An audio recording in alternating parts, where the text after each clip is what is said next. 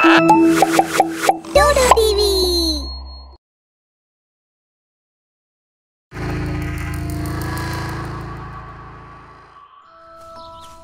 गाँर धूलिमय माटी रास्ता सहर आड़े जाई थाए। सबुदिनिया ऑफिस काम पाई गाँर लोक माने सेही रास्ता को व्यवहार करुथिले। सकाळ 8टारू निजको प्रस्तुत करी किसलय आउ परेश निज निजर फैक्ट्री काम को बाहरी पड़िले। सेही रास्तारे गोटिए पुराना कोठा घरटीए थिला। एबे एहा एक ध्वंसावशेष होई जाइछि। आउ केतक रहस्यमय घटनार उत्स मध्य। अरे सांग, ए जगार एमिति भय कहीं लगुछि? एमिति कौन अछि कि केबे जोर रे पवन हेउछि तो केबे अजब अजब स्वर शुभुछि? तोर एटा भ्रम होइथिबो। एभली कथा केवल मनुष्य को दुर्बल करि थाए। मु ए भलिया कथा रे केबे विश्वास करेनी। अरे सांग, मु भी एक कथा विश्वास करेनी। हेले भी ये जगह को आसी किछि गोटे अनुभूत हेउनी। एबे दुई जन सेई कोठा सामना दे जीवा समय रे झड़ आसी जाए। उड़ुथिबा धूली रे सेमानक आखिरे ज्वलन हुए। आगकू अग्रसर हेबा सेमानकू कष्टकर मने हेला। धूली धूसर रे सेमानक शरीर भारी होई गला। तेबे भी दुई जन निजकू संभाली याडे साडे अनेबाकू लागिले। किंतु परिस्थिति स्वाभाविक होई जाइथिला। सेमानकू ड्यूटी जीवा पई डेरी हेई जाउथिला। सेथिपई सेमाने समय नष्ट न करी आगकू बढ़िबाकू लागिले। किंतु दुई जन सांगंक पई घटनाटी भूलिबा भली नथिला। संध्या बेले जेतेबेले ड्यूटी शेष हुए, चलो समस्त साथी रे जीवा। हाँ भाई, सकाळे तो प्राण पड़े था। सेही दुई सांग समस्तंक सह टिके आगकू जाइछंती। जणे महिलांक कांद स्वर सुबिबाकू लागिला। तापरे बड़ दुखरे साहाय्य मागुथिबार स्वर सुबिला। अन्य लोक भी इयाडे साडे देखिबाकू लागिले। किंतु आखपाख केही देखा सन्ध्या घर को जीवाई तत्पर थे। से सब अणदेखा कर चलीगले। एटा सेमानक पई नीतिदिनिया कथा हो जाइथिला। परदिन सकाळे सबुदिन भली कार्य आरंभ हैला। समस्ते धाई धाई समय सह ताल देबाकू तत्पर थिले। किसलय एवं परेश मध्य घरु बाहरी पड़िले। ध्वंसावशेष पाखरे पहुंची लोकमानकू कथा हेबार दुई जन सुनिले। अरे सांग, एही रास्ता रे कांदिबा, सकेइबा एवं चित्कार करिबार शब्द मु बहुत थर सुनिछि। अरे एबे कि रास्ता ही रोकी दउछि? कथा कण पूरा गाँ को डरे की रखिछि। तू कहिथिलु भ्रम बोली, किंतु समस्त को तो भ्रम होई नथिबो ना? हाँ सांग, एबे मु भी भयभीत भाबुछि एमिति भी कौन हुए। सेतिकी बेले झियटीए तांको रास्ता अटकाई तांको सामने रे ठिया होई जाए। आपण मो सांगरे टिके जिबे की? कुहेड़ी आमे तो कुछ जानिनु। आमको एमि कुआडे नहीं कि जीवो। एमिति भी हमर डेरी हे गलानी। चलो ना, जदि न जीवो डेरी होई जीवो। आ मु एमिति कही कही झियटी ध्वंसावशेष भीतर को चली गला। दुई जन कौनसी प्रश्न उत्तर न करी मंत्रमुग्ध होई ता पछे पछे चलीबाकू लागिले। भंगा घर कबाट दे भीतर को चाहिए, किंतु तांकु से झियो देखागला नहीं। सेठाई भयंकर शब्द शुभुथिला। एते बुढ़ियाणी जाल थिला जे दिनटा भी अंधार देखा जाउथिला। सेही सुनसान ध्वंसावशेषरे बड़ बड़ सुकिला झटा छात विहीन कांथरू जना पड़ुथिला कि एही स्थान मनीष मानक पई वासयोग्य बिल्कुल नुहे। किंतु से झियो अदृश्य किपरि हेला? आमे पळेबा। से झियो कथाटारे पड़ी आमे कुआडे पळि आसिले? एटी तो केही नांती। एते बड़ घर भितर कुआडे ताकू खोजिबा? बुढ़ियाणी जाल हटई हटई आगू जीवा बहुत कष्ट। हाँ भाई, तू ठीक कहूचु। हेले एमिति किए काहेकि काहाकू डाकिकी आनिबो? प्रकृति से किछि असुविधा नाही तो?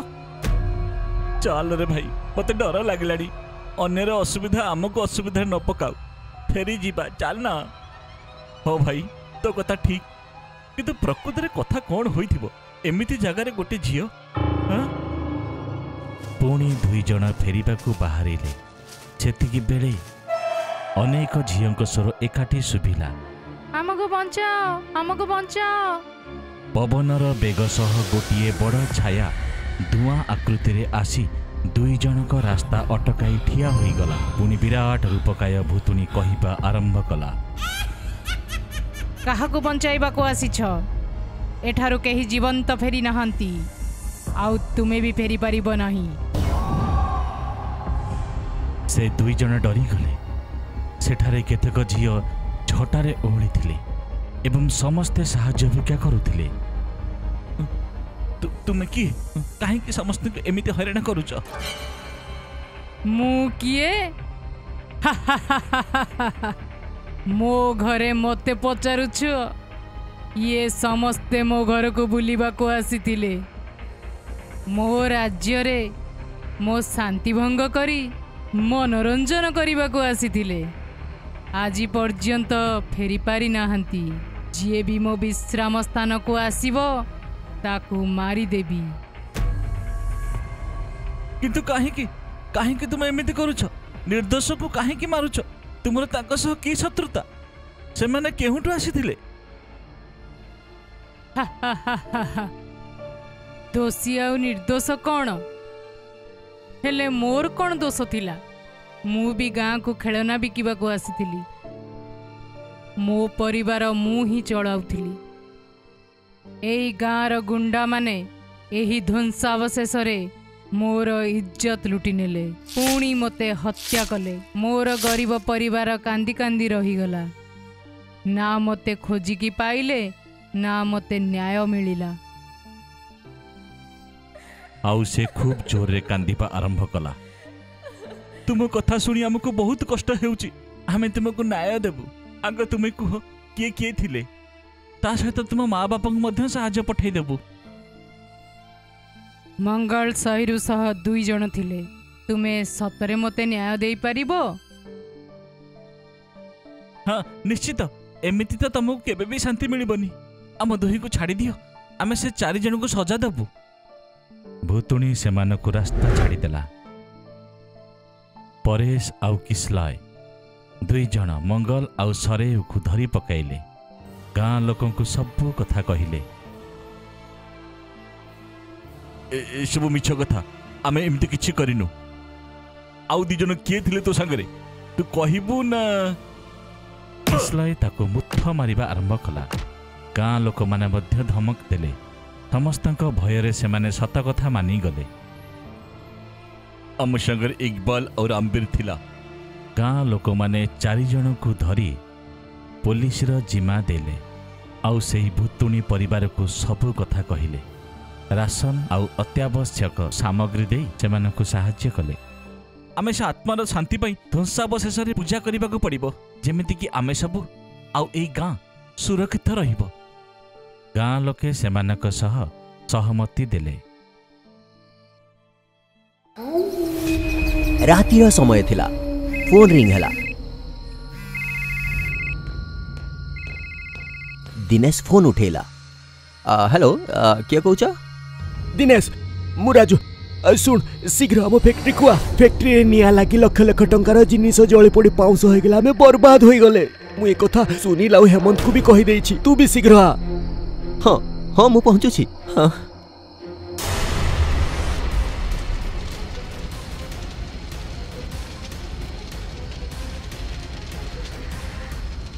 मते तो लागुछि से फेरी आसीछि से कहिथिला ना से फेरी आसीबो आम माननकु काहाकु भी छाड़िबनी बोधे से आरंभ कर सारलानी आउ एबे आमर भी समय आसी गलानी कौन किछि भी कहूछु एमिति किछि भी नहीं से केमिति फेरी पारिबो किछि भी कहबू तू हाँ किंतु हेमंतर कथा भी तो सत ही पारे मो आखि सामना रे तो आज भी ता चेहरा आसी जाए मु सेते बेले तुमनको कहिथिली एमिति करनी किंतु जे पर्यंत मु किछि करि थांती तुमको अटकेई थांती तुमे माने तो सबु करि सारिथिलो हौ ए सबु कथा एबे बंद कर सबु ठीक अछि आमे किछि बेसी ही भाबी दउछे बुझी पारिलो ए निया तो कौन सी शॉर्ट सर्किट कारण भी हो पारे। Let's go home.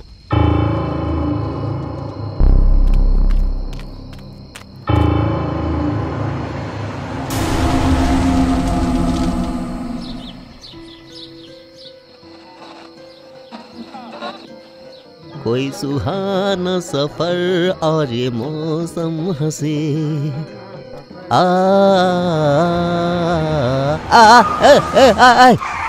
अरे साइड हुआ, अरे सामने रू साइड हुआ। एमिति कही कही से गाड़ी रू निजर बैलेंस लूज कर देला। ता गाड़ी गर्तरी पड़वा को जाऊ ही थिला कि हठात अटकी गला। दिनेश को गोटे छाई ताड़ को आसुथिवार देखा गला। तू छाड़ी दे मते मते क्षमा करी दे। से छाईटी किछि भी उत्तर देलानी। आ दिनेश रो गाड़ी को गर्तरे धक्का मारी देला।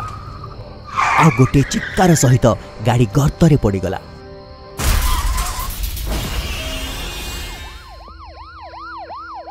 दिनेश रो शव रखा जाइथिला। पुलिस वाला क्राइम सीन रे थिले राजू, हेमंत आ सुनील मध्य। तुम तीन जन को कहारी ऊपर संदेह अछि? ना ना सेमिति किछि नहीं। ठीक अछि। आउ सेमिति भी एविडेंस भी किछि मिलेनी। एटा गोटे नॉर्मल एक्सीडेंट केस लागुछि। पुलिस सेठारु चली गला। एक्सीडेंट केमिति हेई पारे? दिनेश ए रास्ता दे प्रतिदिन आसुथिला आउ एते भलो ड्राइवर भी थिला। ताहले एक्सीडेंट केमिति? के जाने किछि भी बुझी हेउनी, किंतु मते तो एबे डर लागिलानी। से तीन जन एबे सेठू निज निज घर को चली गले। परदिन सकाळे राजू हेमंत को कॉल कला। ऑफिस केते बेले आसीबू? मीटिंग अछि ना आजी। स्विमिंग करूची, घंटा भितरे आसुची। ठीक अछि, शीघ्र आ। फोन कटी गला। हेमंत निज घरर पूल रे स्विमिंग करूथिला। जे पर्यंत टिके स्विमिंग न करिछि दिनर आरंभ ही हुएनी। अन्य काहारी बंगलो रे ता स्विमिंग पूल रे स्विमिंग करिबार मजा ही किछि अलगा। हां ना? के अछि एठी?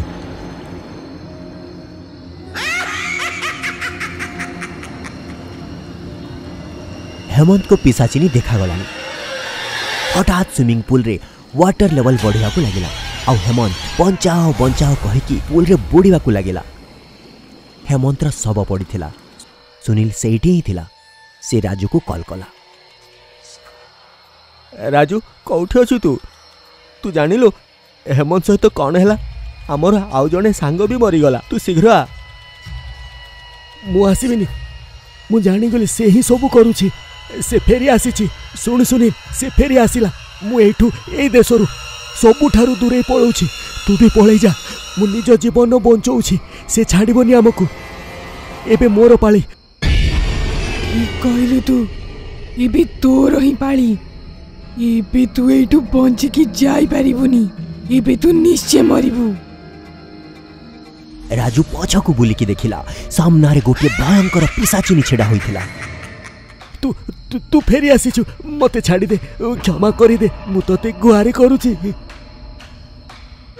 हां मु फेरी आसिली। आउ एबे जेमिति तो सांग गले तू भी जीबू। कौन कहलु तू? क्षमा करी देबी। क्षमा करी देबी मु तते।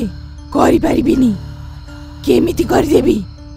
तू आउ तो सांग माने मो सह छलना कल। मो घरे काम करथबा चाकर थिला तुमे माने। आउ तुमे माने मिसी मते मारी देलो। मो छोटो झियो को भी मारी देलो। तते केमिति छाड़ी देबी मु? पैसा लोभरे तुमे माने राक्षस होई गला। आउ तू मोठारू क्षमार आशा रखुछु। हमर भूल हे जाइछि। प्लीज क्षमा करी दे। तू ए प्रॉपर्टी पैसा सब नै जा। मते छाड़ी दे। केमिति मूर्ख बळी कथा कहूछु? ए सबुर मु कोन करिबी? इबे मते बास खाली शांति दरकार। आउ सेटा ए सबुर नुहे तते मारी के ही मिलिबो। तुमे माने निज लोभ कारणरू मते मारी देलो। मो छोटो झियो को भी छाड़िलनी। ଆଜି ତତେ ତୋ ପାପର ଦଣ୍ଡ ମିଳିବ। ମୁଁ କରିବି ତୋ ପାପର ହିସାବ। ଏମିତି କହି ପିଶାଚିନୀ ରାଜୁକୁ ପବନରେ ଉଠେଇଦେଲା ଆଉ ନଖରେ ତା ବେକକୁ କ୍ଷତାକ୍ତ କରି ସାମ୍ନା କାନ୍ଥ ଆଡ଼କୁ ଫୋପାଡ଼ି ଦେଲା। ପଇସା ଲୋଭି ମାରିଦେଲ ମତେ ଆଉ ମୋ ଛୋଟ ଝିଅକୁ ପଇସା ପାଇଁ। ଛି ଏବେ ତୁ ମର। ଏତିକି କହି ପିଶାଚିନୀ ରାଜୁକୁ ମାରିଦେଲା। ସେତିକି ବେଳେ ରାଜୁ ରୁମ୍ର କବାଟ ଖୋଲିଲା। ସୁନୀଲ ଆସିଲା ଆଉ ପିଶାଚିନୀକୁ ଦେଖିଲା। ତୁ ତୁ ଦେଖ ମୁଁ କିଛି କରିନି, ମତେ ମାରିବୁନି, ମତେ ଛାଡ଼ିଦେ ପ୍ଲିଜ। ଭୁଲ କରିଥିଲୁ ତୁ। ହଁ ତୁ ମତେ ମାରିନୁ, କିନ୍ତୁ ଏ 3 ଜଣଙ୍କ ବିଷୟରେ ଅଭିଯୋଗ ବି କଲୁନି। କିନ୍ତୁ ମୁଁ ତତେ ମାରିବିନି। ଏବେ ତୁ ହିଁ ମତେ ମୁକ୍ତି ଦବୁ।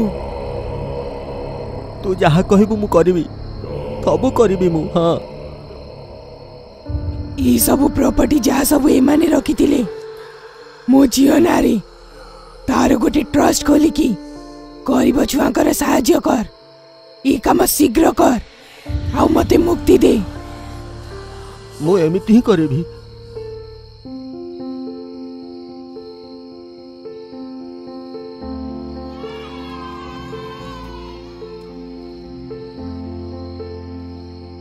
ଏବେ ମୁଁ ଯାଉଛି, କିନ୍ତୁ ଏ ସବୁର ଦାୟିତ୍ୱ ମୁଁ ତତେ ଦେଇକି ଯାଉଛି। ମୁଁ ଏବେ କେବେ ଫେରିକି ଆସିବିନି। ମୋ ପ୍ରତିଶୋଧ ପୂରଣ ହେଲା। ସହରଠାରୁ ବହୁ ଦୂରରେ ଗୋଟିଏ ଗାଁ ଥିଲା, ଯେଉଁଠି ବେଶୀ କିଛି ଲୋକ ରହୁନଥିଲେ। ସେ ଗାଁର ଅବସ୍ଥା ବହୁତ ଖରାପ ଥିଲା। ନା ଭଲ ଭାବରେ ବର୍ଷା ହେଉଥିଲା, ନା କ୍ଷେତରେ ଭଲ ଫସଲ ହେଉଥିଲା। ସେଇ ଗାଁରେ ଗୋଟିଏ କାଳୀ ନାମକ ଝିଅ ରହୁଥିଲା। ଏମିତି ତ ତା ନାଁ କଳାବତୀ ଥିଲା, କିନ୍ତୁ ତାର ଶ୍ୟାମଳ ରଙ୍ଗ କାରଣରୁ ଗାଁ ଲୋକେ ତାକୁ କାଳୀ ନାଁରେ ଥଟ୍ଟା କରୁଥିଲେ। ଗାଁ ଲୋକେ ଗାଁର ଖରାପ ଅବସ୍ଥାର କାରଣ କାଳୀକୁ ହିଁ ଭାବୁଥିଲେ। କାରଣ ଯେବେଠୁ କଳାବତୀ ଜନ୍ମ ହୋଇଥିଲା ସେବେଠୁ ଗାଁର ଅବସ୍ଥା ହଠାତ୍ ବିଗିଡ଼ି ଯାଇଥିଲା। କଳାବତୀ ଏଥିପାଇଁ ବହୁତ ରାଗୁଥିଲା। ସେ ଗାଁ ଲୋକଙ୍କୁ ଏଇ କଥା ପାଇଁ ବହୁତ ଥର ମନା କରିଥିଲା, କିନ୍ତୁ ଗାଁ ଲୋକେ ତା କଥା ଶୁଣୁନଥିଲେ। ସବୁଦିନ ପରି କଳାବତୀ ମନ୍ଦିର ପାଇଁ କହି ଘରୁ ବାହାରିଗଲା। ବହୁତ ରାତି ହେଇଗଲା ପରେ ବି ସେ ନ ଆସିବାରୁ ତା ଘର ଲୋକେ ବହୁତ ଚିନ୍ତାରେ ପଡ଼ିଗଲେ। କେହି ତା ମା ବାପାକୁ କହିଲା କି କଳାବତୀ ବହୁତ ଦିନରୁ କିଛି ଚିନ୍ତାରେ ଥିଲା, ବୋଧେ ସେ କିଛି କରିଦେଇନି ତ। ଆଉ କେହି କହିଲା ମନ୍ଦିର ରାସ୍ତାରେ ଗୋଟିଏ ଗଭୀର କୂଅ ଅଛି, ବୋଧେ କାଳି ସେଥିରେ ଡେଇଁ। ଏସବୁ ତୁମେ କଣ କଥା କହୁଛ? ଆମ ସାହାଯ୍ୟ ନ କରି ତୁମେ ଆମକୁ ହିଁ ଡରଉଛ। କଳାବତୀ ତୁମମାନଙ୍କ ପାଇଁ ହିଁ ଚିନ୍ତାରେ ଥିଲା। ତୁମେମାନେ ସବୁବେଳେ ତାକୁ କାଳି କାଳି କହି ଥଟ୍ଟା କରୁଥିଲ। ଯଦି ତାକୁ କିଛି ହେଇଗଲା ତୁମେମାନେ ହିଁ ତାର ଦାୟୀ ହେବ। ଚାଲ ଭାଇମାନେ ସମସ୍ତେ ମିଶି କାଳିକୁ ଖୋଜିବା। ମୋ ମାନେ କି କଳାବତୀକୁ ଖୋଜିବା। ସବୁ ଲୋକେ କଳାବତୀକୁ ପୁରା ଗାଁରେ ଆଉ ତା ଆଖପାଖ ଅଞ୍ଚଳରେ ଖୋଜିବାକୁ ଆରମ୍ଭ କଲେ। ମନେ ମନେ ତ ସମସ୍ତେ ଖୁସି ଥିଲେ କି ଭଲ ହେଲା ଯେ ଗାଁରୁ ସେ ଗଲା, କିନ୍ତୁ ବାହାରେ ଦେଖେଇ ହେଉଥିଲେ କି ସେମାନେ ବି ଚିନ୍ତାରେ ଅଛନ୍ତି। କଳାବତୀକୁ ଖୋଜି ଖୋଜି ପୁରା ରାତି ବିତିଗଲା, କିନ୍ତୁ ତା ଖବର କାହାକୁ ବି ମିଳିଲାନି। ଭାଇ ତତେ କ'ଣ ଲାଗୁଛି କାଳି କୁଆଡ଼େ ଯାଇଥିବ? ଆରେ ରାତିର ଅନ୍ଧାରରେ କାଳିକୁ ଖୋଜିଲେ ମିଳିବ। ତା ପରଦିନ ସକାଳୁ ସବୁ ଗାଁ ଲୋକେ ପୁଣି ଏକାଠି ହେଇ କଳାବତୀ ନ ମିଳିବାର ଦୁଃଖ ଜଣେଇ ନିଜ ନିଜ ଘରକୁ ଚାଲିଗଲେ। କଳାବତୀ ହଜିବାର ଦୁଃଖ ତା ମା ବାପାଙ୍କ ଛଡ଼ା ଆଉ କାହାକୁ ମଧ୍ୟ ନଥିଲା। ଆରେ ଭଲ ହେଲା, ଏବେ ଆମ ଗାଁରୁ କାଳିର କଳା ଛାଇ ଉଠିଗଲା। ଏବେ ଦେଖିବ ଆମ ଗାଁର ଉନ୍ନତି। ତା ପରଦିନ ହିଁ ଗାଁକୁ ଗୋଟିଏ ବଡ଼ ସାହୁକାର ଆସିଲା। ସେ ଗାଁରେ ଗୋଟିଏ ବଡ଼ ମିଲ୍ ଖୋଲିବାର ପ୍ରସ୍ତାବ ଗାଁ ଲୋକଙ୍କୁ ଦେଲା ଆଉ ତାଙ୍କୁ ମିଲ୍ରେ କାମ କରିବା ପାଇଁ ମନେଇ ନେଲା। ସବୁ ଗାଁ ଲୋକେ ଖୁସି ମନରେ ରାଜି ହେଇଗଲେ। ଆଉ ସେପଟେ କଳାବତୀର ମା ବାପା ଝିଅ ନ ମିଳିବାରୁ ବହୁତ ଚିନ୍ତାରେ ଥିଲେ। ସାହୁକାର ମିଲ୍ର କାମ ଗୋଟିଏ ଭଙ୍ଗା ଦଦରା ଘରରେ ମରାମତି କରି ଆରମ୍ଭ କରିଦେଲା। ମରାମତି ସରିଲା ପରେ ମିଲ୍ ଆରମ୍ଭ ହେଇଗଲା। ସବୁ ଗାଁ ଲୋକେ ଦିନ ରାତି ମିଲ୍ରେ କପଡ଼ା ତିଆରି କରିବାର କାମ ଆରମ୍ଭ କରିଦେଲେ। ସାହୁକାର ମିଲ୍ର କାମ ଆରମ୍ଭ କରି ସହରକୁ ଚାଲିଗଲା। କିଛି ଦିନ ଯାଏଁ ମିଲ୍ରେ ସବୁ କିଛି ଠିକ୍ ଠାକ୍ ଚାଲିଲା। କିନ୍ତୁ ଦିନେ ଯେତେବେଳେ ସବୁ ଶ୍ରମିକ ମିଲ୍ରେ କାମ କରୁଥିଲେ ସେତେବେଳେ ହଠାତ୍ ମିଲ୍ରେ ବିଜୁଳି ଚାଲିଗଲା ଆଉ ପୁରା ଅନ୍ଧାର ହେଇଗଲା। ଆରେ ଭାଇ, ଏ ବିଜୁଳିକୁ କ'ଣ ହେଇଗଲା? ଆଜି ଯାଏଁ ତ କେବେ ଯାଇନି। ଦେଖିଲ କୋଉଠି ତାର ଫାର ଜଳି ଯାଇନି ତ? ଦେଖିଲ। ସେତେବେଳେ କାହାରି ହସିବାର ଶବ୍ଦ ଆସିଲା। କିଛି ତାର ଜଳିନି, ଏଇ ଅନ୍ଧାର ତ ମୁଁ ହିଁ କରିଛି ତୁମକୁ ଡରେଇବା ପାଇଁ। ତୁ କିଏ? ତୁ ଆମକୁ କାହିଁକି ଡରଉଛୁ? ତୁ ଆମଠୁ କ'ଣ ଚାହୁଁଛୁ? ନା ମୁଁ ଭୂତ, ନା ମୁଁ ପିଶାଚ, ମୁଁ ହେଲି ଅଭିଶପ୍ତ ସାପ। ତୁ ବହୁତ କ'ଣ କାହିଁକି କରୁଛୁ? ଚାଲ, ତୋଠୁ ହିଁ ଆରମ୍ଭ କରିବି। ନା ନା ନା, ଆମକୁ ଛାଡ଼ିଦେ, ଆମକୁ ଯିବାକୁ ଦେ। ଆମେ ତୋର କ'ଣ ଖରାପ କରିଛୁ? ତୁମେ ମାନେ ମୋର କ'ଣ ଖରାପ କରିବ? ଖରାପ ତ ମୁଁ କରିବାକୁ ଆସିଛି ତୁମର। ତୁମକୁ ଯଦି ବଞ୍ଚିବାର ଅଛି ତ ମୋ କଥା ମାନିବାକୁ ହେବ। କାଲିଠୁ ତୁମେ ଜଣେ ଜଣେ କରି ନିଜ ଶରୀରରେ କୋଇଲା ଲଗେଇ ମିଲ୍କୁ କାମ କରିବାକୁ ଆସିବ। ଆଉ ଯଦି କେହି ବି ଏହି ବିଷୟରେ କାହାକୁ କିଛି କହିବ ତ ଭାବି ନେବ ତାକୁ କୋଇଲାରେ ପକେଇ ଜଳେଇ ଦେବି। ନା ମୁଁ ଭୂତ, ନା ମୁଁ ପିଶାଚ, ମୁଁ ହେଲି ଅଭିଶପ୍ତ ସାପ। ନା ନା, ଆମେ ସେମିତି କରିବୁ ଯେମିତି ତୁ କହିବୁ। ତା ପରଦିନ ଗୋଟିଏ ଗାଁ ଲୋକ ନିଜ ଦେହରେ କୋଇଲା ଲଗଉଥିଲା ତ ତା ସ୍ତ୍ରୀ ପଚାରିଲା, ଇଏ କ'ଣ କରୁଛ? କୋଇଲା କାଇଁ ଲଗାଉଛ? ଲୋକ ତ ପାଉଡର ଲଗାନ୍ତି, ଆଉ ତୁମେ କୋଇଲା ଲଗାଉଛ? ତୁ ଚୁପ୍ ରହ, ଯାହା ମୁଁ କରୁଛି କରିବାକୁ ଦେ। ଏତିକି କହି ଗାଁ ଲୋକଟି ମିଲ୍ ଆଡ଼କୁ ବାହାରିଗଲା ତ ତାକୁ ଦେଖି ଗାଁର ଛୁଆ, ବୁଢ଼ା ଆଉ ମହିଳା ସମସ୍ତେ ବହୁତ ହସିବାକୁ ଲାଗିଲେ। ଆରେ କଲୁ, ଏ କଳା ଲଗେଇ କୁଆଡେ ଯାଉଛୁ? ଲୋକ ତ ଖାଲି ମୁହଁ କଳା କରନ୍ତି, ଏ ତ ପୁରା କଳା ହେଇଯାଇଛି। ଗାଁ ଲୋକଟି ଲଜ୍ଜିତ ହୋଇ ଚୁପଚାପ ଆଖି ତଳକୁ କରି ସେଠାରୁ ଚାଲିଗଲା। ତା ପରଦିନ ଦୁଇଟି ଗାଁର ଶ୍ରମିକ ନିଜ ଶରୀରରେ କୋଇଲା ଲଗେଇ ମିଲ୍ରେ କାମ କରିବାକୁ ଗଲେ।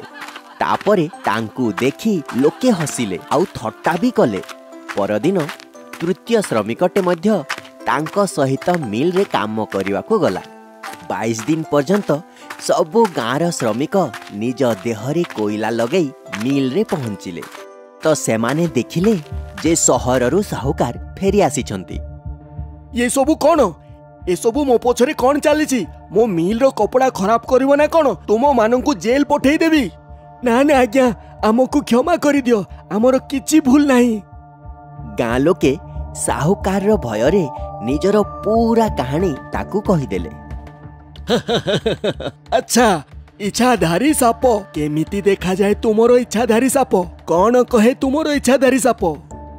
ନା ମୁଁ ପିଶାଚ, ନା ମୁଁ ଭୂତ, ମୁଁ ହେଉଛି ଇଚ୍ଛାଧାରୀ ସାପ।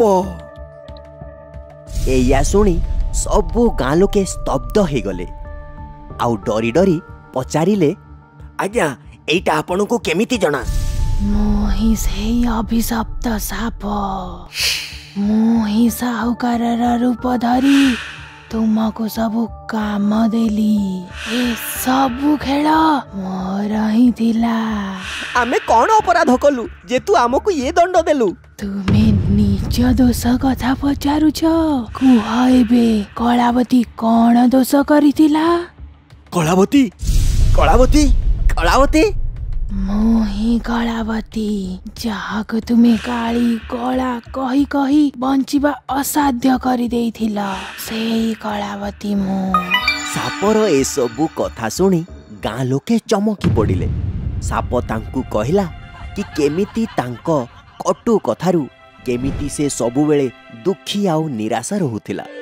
ସେ ଗାଁ ଲୋକଙ୍କୁ କହିଲା ଯେ ସେ ଭଗବାନ ଶିବଙ୍କର ବହୁତ ବଡ଼ ଭକ୍ତ ଥିଲା। ସେ ନିଜ ନିରାଶାକୁ ନୀତି ଗାଁରୁ କିଛି ଦୂରରେ ଥିବା ଶିବ ମନ୍ଦିରକୁ ଯାଇ ଭଗବାନ ଶିବଙ୍କୁ କହୁଥିଲା। हे प्रभु, ये तुम्हें मते की प्रकार जीवन देइछ। सबुदिन लोकंक कथा शुणुची मु, काहे कि तुम्हें मते एमिति कल? केबे मो डाक शुणिब? कौन केबे मो रूप बदलिब? जदि तुम्हें मो डाक न शुणिला तो एई नाग परी तुम बेकरे गुड़े मो प्राण देई देबी। मो आशाहीन हेई सबुदिन भगवान शिवंकु एई प्रार्थना करुथिली। दिने से मोर डाक शुणी मते आशीर्वाद टिए देले। कलावती, तू निराशार कारण तो रूप नुहे, लोकंकर चिंताधारा। लोकंकर चिंताधारा तांको कर्म हिसाब रे लेखा जीवो। लोके तते एई रूप पई कथा कहउचंती ना। मु तते आशीर्वाद दउछि कि तू जेबे चाहिबू तेबे तो रूप बदली पारिबू। तते इच्छाधारी सापर आशीर्वाद दउछि। एई सबु कथा कही साप कलावतीर रूप धारण करी निज घर आड़कू जीवाकू लागिला। आमको क्षमा करिदे कलावती, आमे किछि दिन रे गाँ लोकंक कथारे दुखित होई गलु। आ तते तो आमे वर्ष वर्ष धरी हैरान करिचु, आमको क्षमा करिदे।